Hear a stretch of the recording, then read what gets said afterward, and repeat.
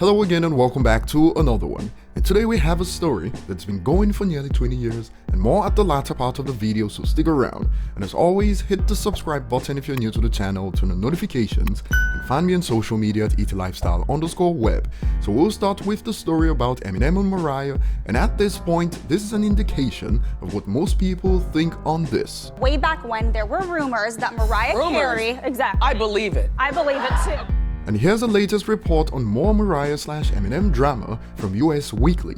It states on Twitter, exclusive, Eminem is aware that his ex-girlfriend Mariah Carey could very well tell all about their past in her upcoming memoir. And this story has made the rounds to the likes of Hot New Hip Hop, and we'll examine the quotes from the article, and the reactions to this so far on social media have been quite entertaining. So a few days ago, Mariah announced that she finished writing her memoir, taking to Instagram, and using words such as humbling and healing to describe the process. And not too long ago, we heard the word healing during the Will/Jada's entanglement story. So maybe finally admitting the truth is healing after all these years.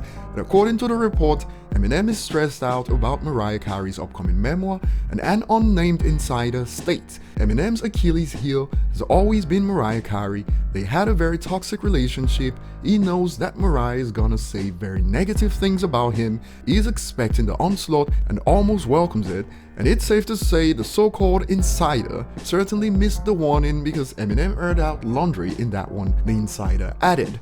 Marshall is stressed out that Mariah is gonna say things that he was bad in bed or selfish lover, because he has always been very insecure about that. The insider says she knows that, and the reaction so far is what you'd expect, since we all know Eminem is the embodiment of clout. A user states Mariah and her team using the biggest selling artist of the 21st century to promote her memoir, cause it'll flop otherwise. I gotta laugh.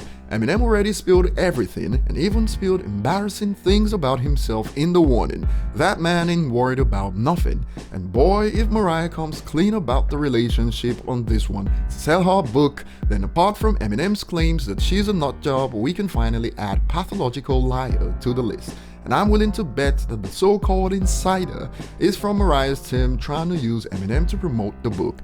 Else, how would anyone who doesn't listen to Christmas songs in the summer know about the upcoming book? And the replies is littered with people like this calling Eminem obsessed, while Mariah is pretty much using his name to promote her book via a quote-unquote insider. Before we head to the next topic at hand, following Kanye and Kim's latest entanglements on social media, fans have been making jokes about a potential remix 20 years in the making, and a viral tweet states, "Alright, I need Kanye and M to make a Kim remix, and this is all I'll say. A song like Kim from MMLP drops today, and social media will literally break." And on a side note, who remembers when Diddy was inviting Nick to come home and claimed, "We are for our people first"? Well, a new report from a past member of a band under Diddy's Bad Boy Records cleared the air about contracts on the Bad Boy Records.